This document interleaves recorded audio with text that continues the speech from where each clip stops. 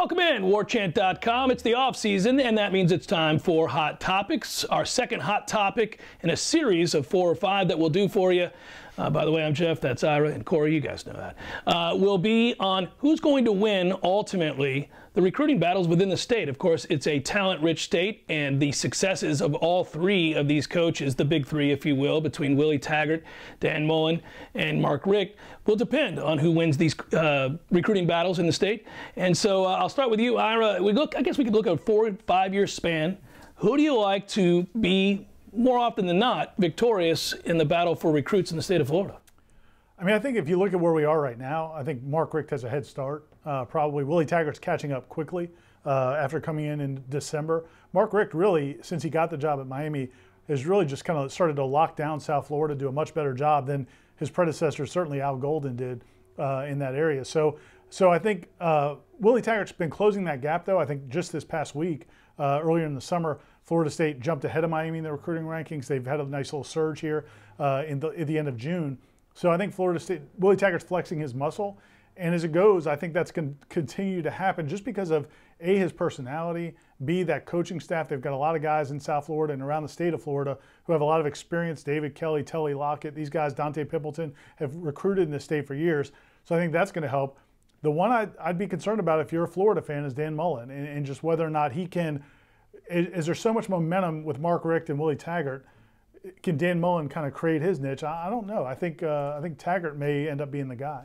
Tough to gain traction for Florida. I'll get into that as well because I think Dan Mullen absolutely is going to lose that battle. And somebody watching this that's a fan of the Gators would say, well, of course you do. You're on Warchant.com. But I think, honestly, where he's taking over at Florida at a place where McElwain departs is not a good place. There isn't a lot of talent at Florida right now, and they're coming off a series of really poor seasons. And now he's got to step in and try to recruit against a Willie Taggart and a Mark Richt, both of whom are really good at recruiting. I think that's going to be difficult. Willie Taggart, I know you think, is the godsend to recruiting, yes. And it's a guy that is going to win every recruiting battle. But I will say, I don't think you're too far off base. I don't think it's overly optimistic to say that Willie Taggart is going to be a beast on the recruiting trail. He's young, African-American. The staff is young. Those are all pluses in the world of recruiting. I agree. All right. No. I think, number one, how many Florida fans do you think are watching this? Probably not many. Oh, they're hate watching. Oh, they hate watching. No, they hate watching. It's a big deal these days. Most people with no lives. I don't think it's close between either one of them. If we're talking in a 5-year window, I think by 2023, I mean, I'm on record as saying this, I think Willie Taggart will be the best recruiter in the country. Hopefully Saban's gone by then. And again, I judge the kids that go play for Nick Saban now, as opposed to poorly. You don't judge them favorably. No. I judge them poorly. And what are you doing? How many championships does that guy have to win? Yeah. Come to Florida State.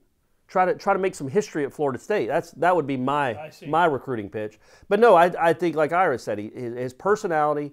He hired recruiters. You know, some like Jimbo did when he took over. When Jimbo hired James Coley and Damian Craig.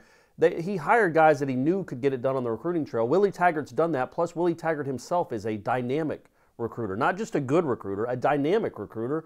And I think Florida State is set up to have, in 3 or 4 years, the most talented roster in the country. They should win, what we've talked about it before, 80%? 85% of the recruiting battles against Dan Mullen, sure. But you wouldn't say that same percentage is in place when he goes to South Florida against Mark Richt. Right, but against Dan Mullen, against kids in the state of Florida that aren't from Gainesville, and I think he's going to do fine in Miami. He might not do great in Miami. He might not do what Jimbo Fisher did in Miami because Miami was such a train wreck when Jimbo was starting to get kids out of there. So, but he'll hold his own in Miami, and then I think he will dominate Dan Mullen in the recruiting trail. Well, you know, it's interesting because on the one hand, he doesn't get the advantage that Jimbo had with Miami being a train wreck when Jimbo took over. On the other hand, of course, Jimbo took over at a time where Florida was still really humming under Urban Meyer, so he had that to go against. Now, it turned out that things went south in a hurry for Florida.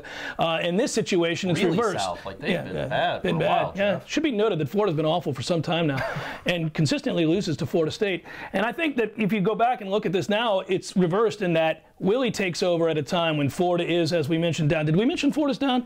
Florida's really down. I don't think they made a bowl. Willie takes over at a time where Florida's really down, but Miami is back on the rise. And I think making inroads down in Miami with Mark Richt, who obviously played down there, is from down there, is going to be very difficult. And that's where, not all obviously, but a large percentage of the talent exists, is in South Florida. Yeah, and the thing we've kidded Corey a little bit because of some of his comments on this show, Seminole headlines, and then the hot topics about Willie Taggart's success in recruiting. But really, all you have to do is look at what he's done in just these 6 or 7 months, because he came in and salvaged a recruiting class that was in a shambles when Jimbo Fisher left. With an early signing period up against it. And somehow got into a top 10 signing class. And then going into this year, even this year he was starting from way behind because all these other coaches had been recruiting for the class of 2019 way back in 2017 or before. So he's starting over there trying to catch up, and they're already number 7 or so in the national recruiting rankings with 7 or 8 months to go in this class. So he's made up ground in an astonishing rate. Now that he gets to an even playing field with these other coaches, I think Corey's right. I mean, I think Willie Taggart's got a chance. The combination of Willie Taggart and Florida State's program could be really something incredible. Could be dynamic. It'll be a lot of fun. And what happens on the field always matters as well. So we'll see who can gain traction between Dan Mullen and Willie Taggart. Mark Richt's got a head start there. They had 10 wins a year ago, got to the ACC championship game where they were murdered by Clemson. But an opportunity here for Willie and Dan to kind of go head-to-head in year one to see who gets off to the better start. And I think certainly Florida State is more equipped to do that. In fact, on the next Hot Topics, when we come back on Warchant.com, what we'll do is take a look at this team's greatest strengths and weaknesses and decide what will help them and hurt them the most when the season does begin. That's all next time on Hot Topics here on Warchant.com.